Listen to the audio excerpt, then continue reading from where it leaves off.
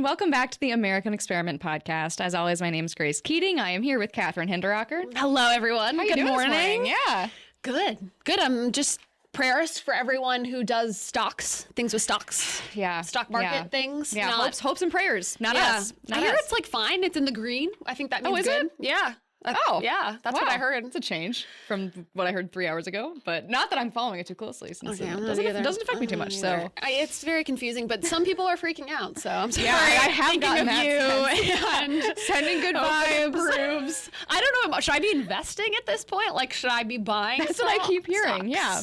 It's like every time it dips, people are buying, but so I should don't be know. like downloading the Robinhood app and putting in my spare like $10. Oh my gosh, what a throwback! Wow. Is that a throwback? I think. Well, I just remember there was that big story where they were kind of scamming people, right?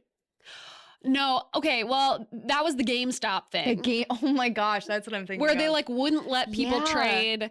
Oh my God, I can't talk about it because I don't know. But there was a scandal. They somehow screwed people over. Wow, off topic, but maybe we'll start investing. Thoughts and prayers for the stock people. Stonks. I just know about the meme of the guy that's like stonks. Oh my gosh, yeah. Yeah. That's as far as my stock knowledge goes. Yeah, same. Anyway, what's going on in the news today, Grace? Well, let's quickly point out the fact that in the second half of this episode, John Hinderaker, our president, is sitting down with CNN's Scott Jennings for a long interview. And Jennings is headlining our annual dinner gala on May 17th. That is going to be a super interesting interview, so stay tuned for that. But Kathryn, annual dinner gala. Are you excited? I am pumped. This is such a fun event. If you've never been before, it is a great event to come to. I mean, Scott Jennings is going to be so fun too. Yeah. He's got the best kind of, persona, personable. He's funny. Yeah. It's going to be a great event. So join. It's the Minneapolis Hilton downtown.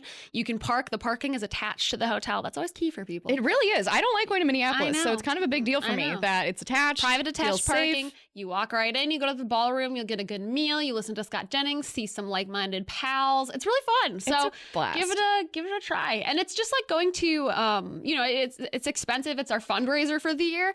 But I tried to buy tickets to concerts. I've been thinking like I want to go to a concert lately. More expensive. This is the most expensive thing you can do apparently is go to a concert. So support your values instead and go see this as like a concert or something you go to. Yeah. I went to the Timberwolves. It was almost as expensive as these tickets too. It was more when you factored in that we paid like $100 for some burgers. Yeah, your meal's included in the ticket price. God. So it's kind of a your steal meal is included. in today's, venue. So look at it as a night out on the town, and it is so fun. Seriously, I highly recommend it. It's a blast. May 17th, go to americanexperiment.org/events to get your tickets. We would love to see you there. We'll both be there. So, come up and say hi. Yeah, I will say there was a fight that broke out at the Timberwolves game recently. That was incredible. There will hopefully be no fights breaking out at this event. So, like, if you only go to sports events, like, for the fights like I do. Yeah. That's the one thing we don't have. Hopefully. Yeah. Last year we had protesters, but I don't think there was any fist fighting involved in that. Thank goodness. No, I don't think so. I'm ready if needed, but put me in, coach. Anyway, let's go straight into our first story. I did not remember that this existed. If you guys will remember, last year, the Minnesota legislature passed this free college tuition program called the North Star Promise. And it's exactly what it sounds like. It's free college tuition. Apparently 17,000 students applied for it in the first year. Unsurprisingly, this is all taxpayer funded. Again, I just completely forgot that they were funding this. And I don't know. So now there's a proposal in the legislature requiring, the recipients of this free college tuition to stay in Minnesota, stay and work and live in Minnesota 1 year for every year of tuition received. Which, I don't know. It seems like a no-brainer. It feels a little bit like putting lipstick on a pig to me. Like, can we just stop giving people free college tuition first? Especially when we see now the results of people who go to college and people who go to, like, trade school or don't go to college. You're not necessarily doing way better just because you go to college, especially, if you don't have the best preparation, you're going to schools that are not preparing you great for college, like a lot of schools, unfortunately, in Minnesota. And then you get thrown into college and you're not necessarily set up to succeed. There could be a better path for you. So I don't know that we should be encouraging people to go to college at all, know? I don't think that's necessarily good. But if you are going to go, I guess that makes sense. Maybe. It might help offset Minnesota's persistent problem of seeing more young adults moving to other states. Well, yeah, so we're just going to trap them? I know. That's kind of my thought. It's like, I get the idea of like, we're giving you, you know, some free college tuition, so stay here in exchange for that and help our economy. I get it, but seriously, to me, it feels like let's just scrap the whole thing. I don't need to be paying for someone else's college. Yeah, it's like taking ibuprofen or something. Like, let's get to the root cause. What's like actually causing your headache? Like, you know? Yeah. I don't know, and it's just it's so frustrating. We've got a clip to play for you guys, but to then hear, you know, we're funding. I mean, this is millions of dollars that we're funding on this, and and then they turn around and say, well, let's just play the clip. Yeah, let's play this. This is a DFL representative from Duluth, Pete Johnson, talking about what could we possibly cut to balance the budget. He just can't fathom what we could possibly cut. I could name a few things, but let's roll that clip.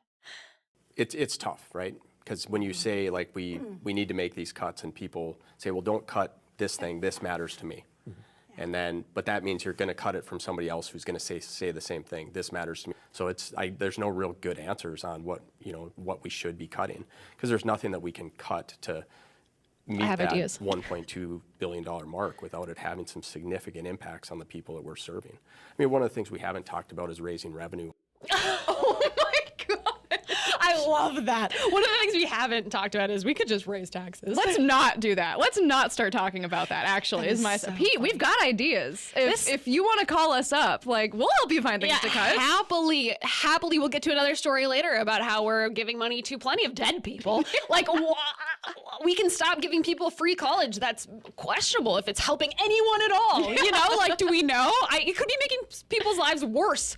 Yeah. I mean, this is someone who you're not prepared to be in government, clearly, if you can't make tough decisions like this and get past the emotional, we want to help everyone. Of course, everyone wants to help everyone, but the government's role is not necessarily to help everyone in need. The government has to have priorities, and our legislators have to be able to do those things and be fiscally responsible with taxpayer money. Yeah. And then if you on your own, Representative Pete Johnson, want to donate to these causes that you feel strongly about, I highly encourage you to. I do to the things I care about. A lot of people do. It's not government's role to choose how to spend all of our money to help the good of other people. We have to have limits. Yeah, absolutely. And speaking of limits, maybe our state and federal government should stop spending money on COVID grants. COVID ended, I think a couple of years ago. Such a crazy one. Right? I did not know this was still happening. Yeah, speaking of things that we did not know were still going on, logically should not still be going on. Yeah, the state and federal government was still handing out COVID grants. Billions of dollars were flowing from the federal government to state and local governments. It seems like the CDC, remember them? Wow, throwback. CDC was pulling back 11 reputable organization. They were pulling back $11 billion in funds allocated in response to the pandemic to state and community health departments. 5 years ago? Okay, it's 2025, guys. I feel like someone should have caught this. There's a little bit bit clip. sooner. There's a good clip from Kristen Robbins on this representative in the House. Why don't we play her next, explaining what's going on? What I'm hearing in some of the other committees I serve on is that a lot of the one-time requests, they're coming, even though we all knew it was one-time money for various things, they're coming back and asking for ongoing appropriations. And so it doesn't feel like culturally that's been communicated well. Like if people built capacity, because we did a lot of capacity building, assuming that would never go away, now why did we invest in all this capacity building when it was one-time money that we knew would end, and now people have all this capacity and there's no money? But this is the danger of these things like these COVID grants. Of course, it helped a lot of our local government stay afloat. It helped a lot of nonprofits stay afloat.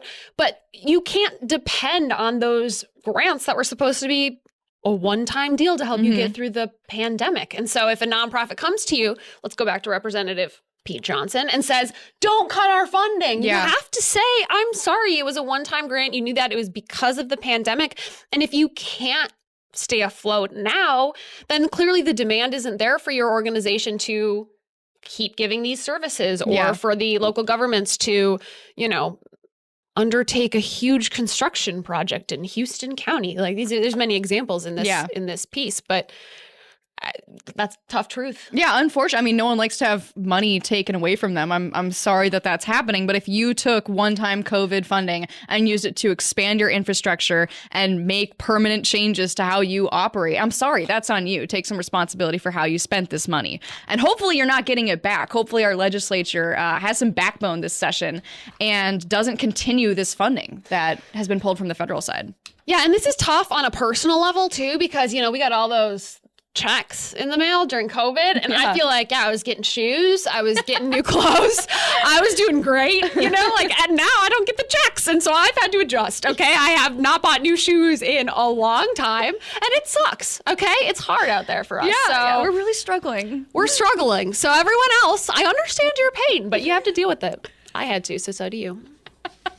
Oh my gosh, our final story for today. Wow, the theme of today is just things you didn't know were happening, still happening in Minnesota. Yeah, really. There's a proposal in the Minnesota legislature to kick dead people off of Medicaid. So if you're dead or you don't live in Minnesota anymore, you would stop getting our state Medicaid payments. And remember, folks, Medicaid is for poor people and Medicare is for elderly people. We covered this last week. That's a tough one. Yeah. Okay.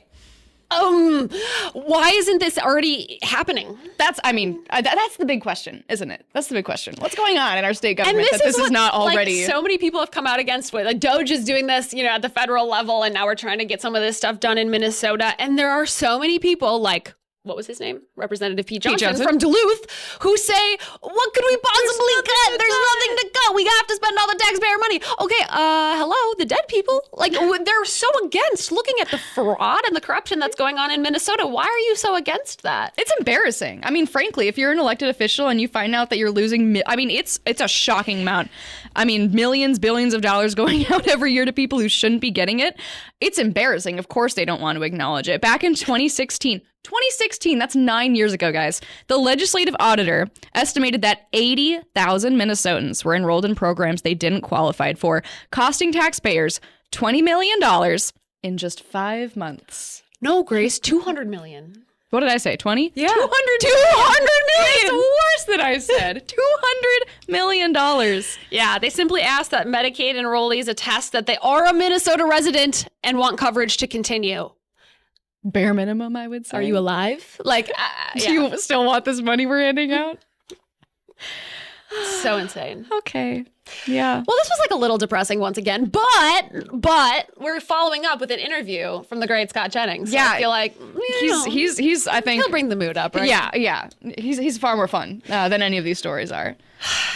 Well, we'll see you guys next week. Thank you for listening. Do you have any final thoughts, Grace? Just go to americanexperiment.org/events to get your annual dinner tickets. True. Come hang out with us on May 17th. And like, comment, and subscribe. We would love your help watching this podcast grow. It's been so great to get feedback from people listening to the podcast, watching the podcast on YouTube. Thank you. We appreciate it. We love reading your comments. It is such a high point of our week. And we'll see you next week.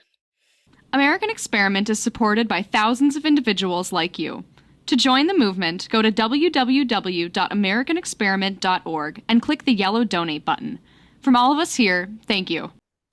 Scott Jennings, thanks for being with us on the American Experiment podcast. I'm John Hinderaker. And maybe we can start by just talking a little bit about your background. I think you come from Kentucky, is that right? That's right. I live just outside of Louisville in a little town called Prospect. I was born in Western Kentucky in another little town called Dawson Springs and attended the University of Louisville. And I've been a Kentuckian my entire life. I spend a lot of time on the road these days, but always go home to Kentucky. And you've been in politics for a long time. You must have started out in politics as at the very beginning of your career and stuck with it. Talk about that a little bit. Absolutely. Well, the earliest experiences I had in politics came as a boy. When I was young, my grandfather was a local elected official in Western Kentucky, and he was a Democrat. I came from a family of Democrats, and that's really where I kind of learned about politics initially. But when I was a teenager, I really kind of fell in love with the Republican Revolution under Newt Gingrich in the 90s, and so I became a Republican. And went off to college and was a McConnell scholar at the University of Louisville. McConnell being Mitch McConnell. He has a scholarship program at his alma mater, the University of Louisville. And for a long time, I was interested in politics, but I thought I was going to be a journalist. I was a radio news reporter and a radio news anchor in Louisville all through college. It was a full-time job that I had. But in 2000, I left that profession as I was graduating college at the behest of Senator McConnell, who had asked me sort of a simple question. I'll never forget it. He said, when are you going to get off the sidelines and get into the game? And he was the chairman of the Bush campaign in Kentucky for president. So I left my profession that I thought I was going to be in, journalism, and went into political operativism. And in some form or fashion, I've been in it ever since. You were active, I think, in both of President George W. Bush's campaigns. Is that right? That's right. 2000 was my first paid campaign. And then 2004, I went off to New Mexico. The White House asked me to move to Albuquerque and run a campaign out there. There was some divisiveness going on in the New Mexico Republican Party, so they wanted to bring in an outsider. I had never been to New Mexico. So I went out there, took over the campaign in January, and spent my entire year. You know, New Mexico was an interesting place because it was the only state that bordered Texas that Bush had not won in 2000, and he had lost it by like 366 votes, very close. And so they sent me out there to try to get it back, and we did it. We flipped it to red. I think we won by 5,988 votes. So two cycles in a row, extremely close. But that was one of the most rewarding experiences of my life, running that campaign out there. And of course, to beat the Bill Richardson political machine in Albuquerque was pretty good. Not easy to do. And I think you worked in the Bush White House too. Is that right? That's right. After the 2004 campaign, I was recruited by Karl Rove to come to the White House Office of Political Affairs, and I was special assistant to the president and handled all kinds of different issues. You know, the Political Affairs Office was unique. We had a hand in so many things: the president's domestic travel, appointments. I spent a lot of time working on personnel matters, helping the president find people who supported his agenda that wanted to come into the government. And that was most of the second term I spent in the Office of Political Affairs in Washington, and really had just a remarkable experience working for President Bush and Karl Rove and the rest of the team. In addition to all of that, you have founded, and I'm not sure if you're still doing or not, but have run a political consulting firm.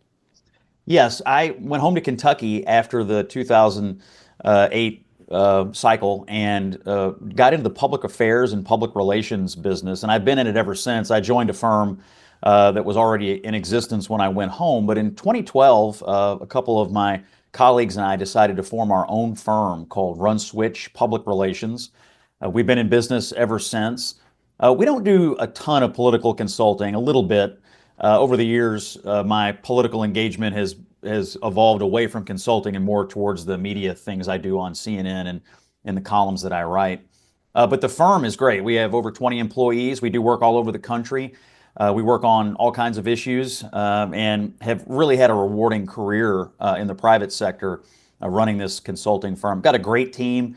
My partners, Steve Bryant and Gary Gerdeman, back in Louisville, have been great partners. And my colleague, Kaylee Price, who is really my right hand. We've been together since 2008 when she was an intern for me when she was back in college. We just built this great team, and it's been a really fun thing to do. And we've had a lot of great experiences together along the way, working on campaigns and conservative issues.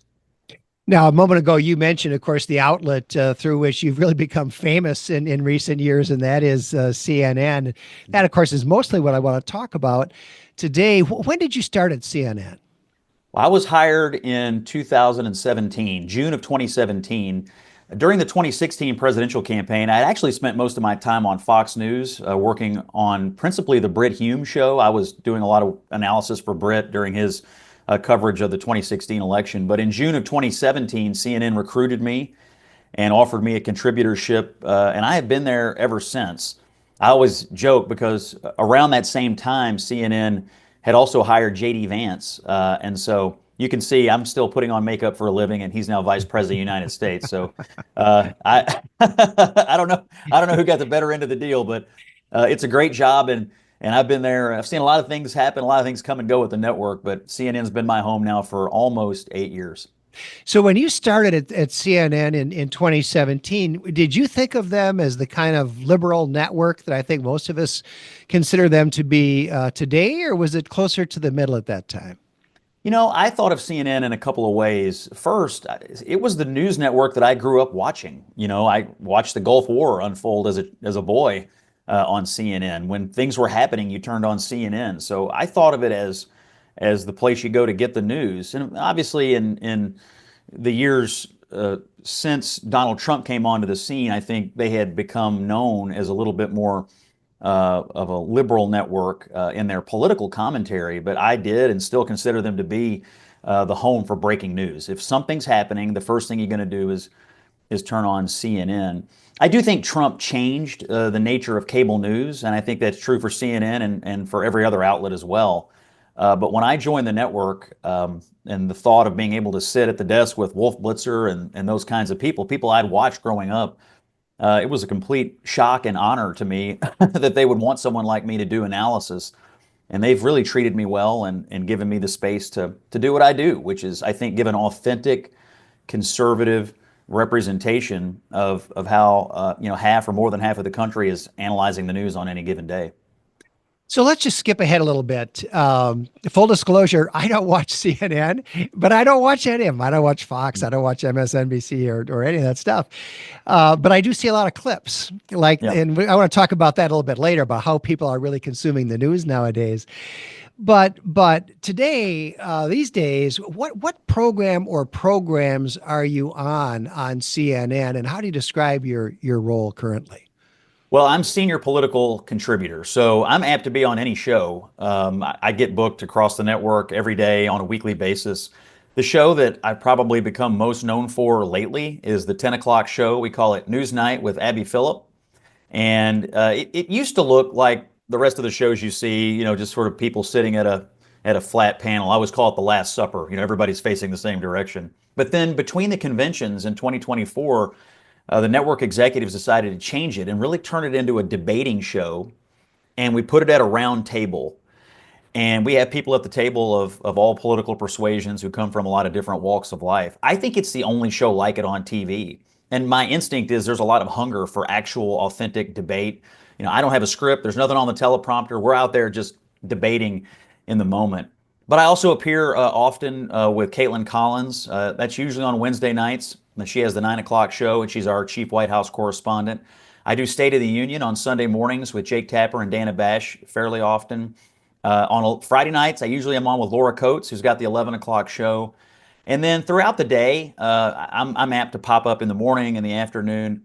It just kind of depends on what's going on. I also, at least once a week, sometimes twice, will do Casey Hunt at 4 o'clock. She's got a new show called The Arena. So I really appear pretty much across the network, but I think the show that generates the most viral content that you probably see in your own review is the 10 o'clock show where Abby Phillip is the host, and we're slugging it out on the issues of the day. I feel like you have really burst onto the scene in the last couple of years. Maybe I was just oblivious before that, but is that right? I mean, I feel like you just relatively recently have really become one of the main faces of conservatism nationwide. Do you feel that way? And if so, why is that? I do feel that way. I think a couple of things happen. Number one, for a lot of my time at CNN, there were other people. I wasn't probably the cleanup hitter for Republicans on the network for a few years. Rick Santorum, who came before me, kind of filled that role. And then in the 2020 election, it wasn't a real campaign. We were all stuck inside. The conventions were virtual. The debates were not. The campaign did not happen in a way that allowed people like me to fully flourish into it. But then 2024 came along, and this presidential campaign was full blown.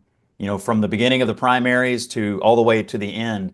CNN, I think, was doing the most innovative programming. Truthfully, we were on the road. I was going to different things. We had the convention coverage. We had the debate, now fateful debate in Atlanta, that I think changed the course of American history.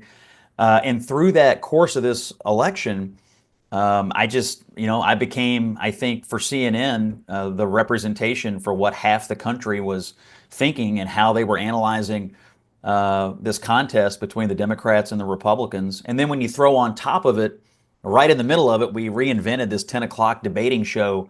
It was a convergence of circumstances that just gave me the platform to kind of grow into the commentator that I am today. And I have to give a lot of credit to CNN. A lot of shows you see are just six people agreeing with each other. And I think it's boring. I truthfully, this is not, I don't need six people to confirm what I already think. I'd love to hear some conversation. I'd love to hear some debate. And I have to credit CNN for seeing the wisdom in that. Now, it is true I'm often outnumbered in these settings, but that's okay. I think I'm more than capable of interjecting the conservative viewpoint in these conversations, even if there are three or four people, yelling at me while I'm doing it. I wanted to ask you about that because when I see clips of you, which I do pretty often on the internet, it's always you against two or three libs. It's never you and somebody else, outnumbering the liberals or even having help in talking to the liberals. It's always you, a minority of one with a couple of liberals. How does it feel to you? I mean, do you feel like kind of the Lone Ranger there, the only one representing conservative views? Yeah, the British tabloid media has taken to calling me the black sheep of CNN. And Bill Maher, who has the show on HBO on Friday nights, he calls me Lonely Scott. So I've picked up a few nicknames because of this reputation over the last several months. But I quite like it. I enjoy being that person who's willing to stand in against what I sometimes think is a barrage of silly arguments or uninformed arguments or people who are saying things that I think are frankly just wrong for the country and maybe just wrong on their face. I think that's the role I play to try to deliver some kind of common sense into these conversations. Like, I don't come from the East Coast. I don't live in New York City or Washington. I live in Middle America. I live just outside of Louisville, Kentucky. I'm a mainstream conservative Republican, but I often feel like I'm the only person with those credentials that some of the people I'm debating have ever met. And so I think there's great value in that. And I think it also explains why a lot of these clips go viral because it's just so unusual to see that kind of interaction going on television. It's interesting. You mentioned earlier about the way people are consuming this kind of content. On any given night, we might get 500,000-600,000 viewers for that 10 o'clock show. But by the time I wake up the next morning, some of these clips have millions upon millions of views. So you can see, I think, that there's a hunger for, this idea that just some, regular guy from Middle America gets to stand in and debate these issues with these, sort of elite liberals from the coasts. I think people like to watch it, and I like to do it. So it's been a lot of happy returns that CNN built the show that way. That's one of the things I wanted to ask you about, Scott. I want to follow up on it because I think that it really exemplifies fundamental changes in the media landscape of today. As you say, a certain number of people turn on the TV set at a certain time, when they watch the program. But that number is probably dwarfed by the number who day after day, they're not seeing the whole program, but they're seeing maybe a minute and a half or a 2-minute long clip that somebody has made. And very often it's you making good, sensible points against what seem to be kind of silly liberal arguments. And maybe some libs make some different clips that I don't see, where they think it's going the other way. But what do you make of that? I mean, it seems to me like you're really in the middle of a transformation in the way that Americans consume news. Yeah, I agree with you. There are people who I think love to watch the whole show, and I certainly run into them out there in my daily life. But there are a lot of people, and maybe younger people even, who have just the way they're consuming information of any kind is through highlights or through these shorter clips. I think a lot of people consume sports that way now. I mean, if you think about the NBA, for instance.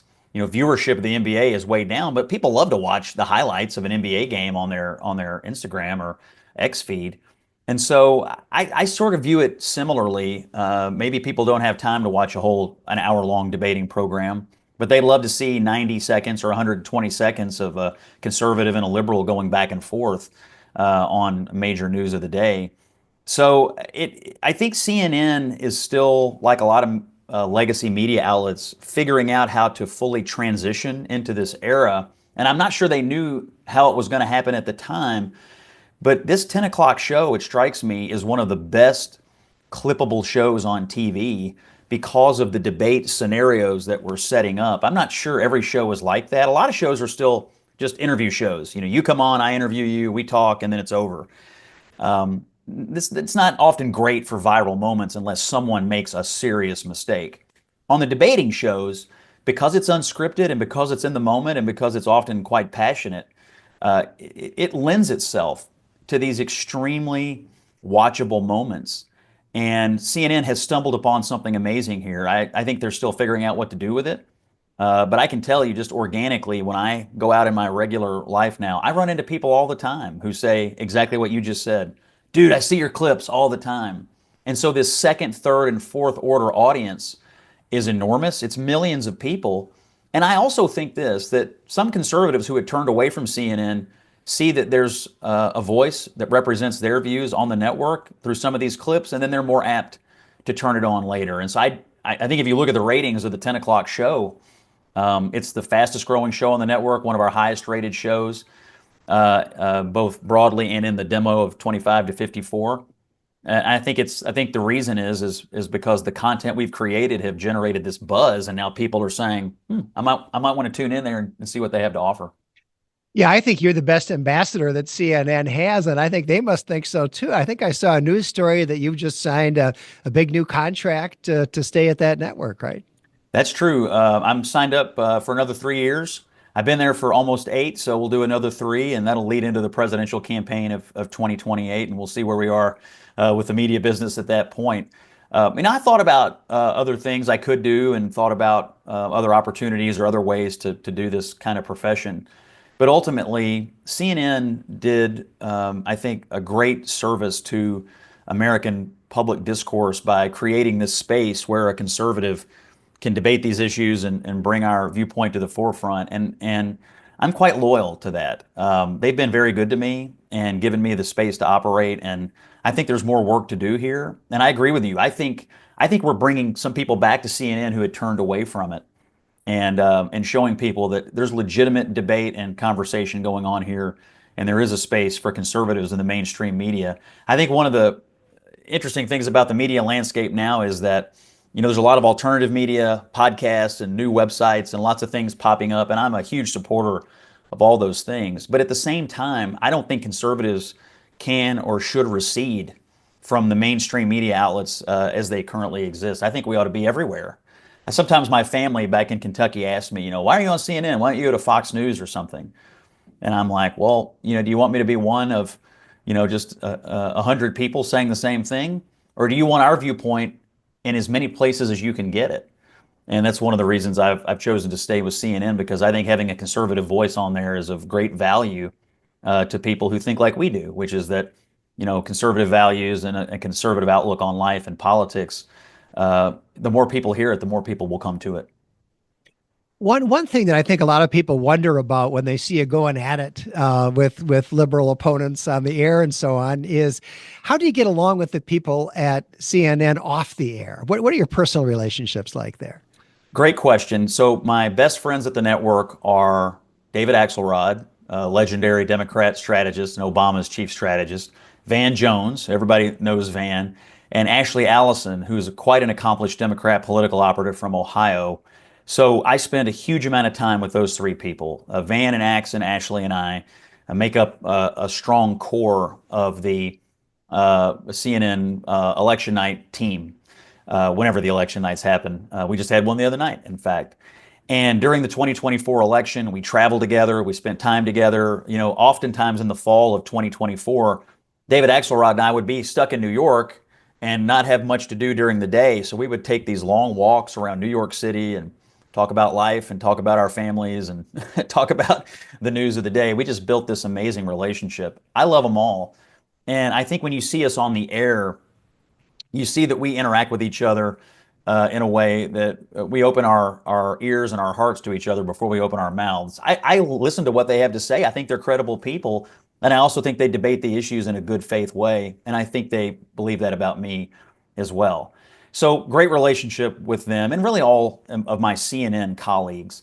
Some of the people that come on the 10 o'clock show are not CNN employees, and they're coming in and maybe operating a little differently. But for the people that you see most often, Van, Ax, Ashley, Alyssa Farah Griffin is another. We really are like a little community. We're like a little family, and we treat each other that way. And And this job, one of the happiest things about this job for me is being part of this little team that we built over the years. So some people have speculated about your future. Obviously, you've made a great success out of journalism as well as out of political consulting. Mitch McConnell is stepping down from his Senate seat. I've seen your name mentioned as a possible successor. Do you have any interest in your career going in a political direction? It's flattering. I've seen the interest and seen the speculation about it. It's flattering, and I think a couple things. One, I revere people who run for office. My grandfather, as I mentioned, when I was a kid, I just thought it was the most amazing thing that he had been elected by his neighbors to have this local office. So anybody who's willing to put their name on a ballot, I'm enormously respectful of, and I revere people who do it. I think in the Kentucky Senate race, it's not until next May. There's quite a bit of time between now and then, and I think like a lot of Kentuckians, I'm waiting and watching and seeing how it develops. The one thing I'm sure about is that the state of Kentucky, the Commonwealth of Kentucky, needs to replace Mitch McConnell with another Republican. It would be a tragedy, a travesty if somehow a Democrat like Andy Beshear, our governor, were able to sneak in there. I know he says he's not running, but you never know. And so I do think it's incumbent upon the party to get the best possible nominee in the event that Beshear, who I have to admit has high approval ratings, if he were to get into the race, it'd be a real campaign. I'm watching it. I'm paying attention to it, and we've got some good people who are looking at it or who are already in the race right now. But I'll be tracking this closely over the next few months. So you have had for the last months a ringside seat at one of the most important and most interesting periods of time we've seen in Washington, D.C. in a long while. The beginning of the second Trump administration, the election, everything that led up to the election with Biden's withdrawal and so forth. We could talk about that for a long time, and I'm not going to ask you to do it now. But as you observe it day after day and talk about it on the air day after day, do you have any kind of overriding thoughts about what we're seeing unfold currently in Washington? Where do you see it going? Well, over the last few months, I think we've just seen some momentous things happen. I mean, let's go back to Joe Biden for a second. I mean, I still think it's one of the biggest scandals in modern political history, what happened in that Biden White House. This cover-up of his condition.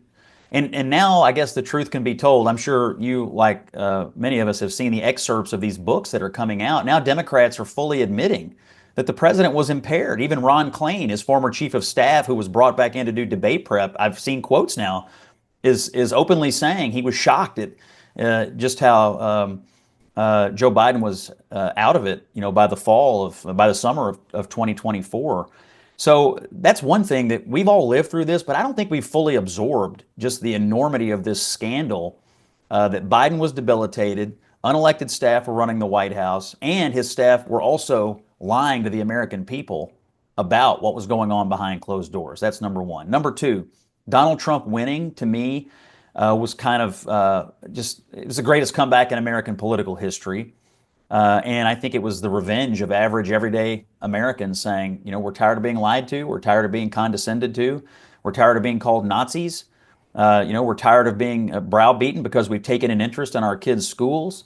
I mean, people were sick and tired of being force-fed narratives that weren't true, that we could all see with our own eyes. These were not cheap fakes, for instance, going back to the Biden example. So to me, that was also one of the biggest moments. And in this first 100 days of Donald Trump, he hit Washington so hard.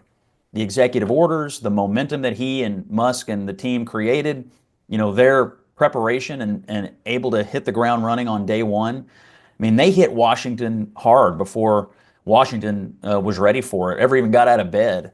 And I think has just created a massive amount of radical change and frankly brought a lot of radical transparency to governance in Washington. We don't know the results of all this yet.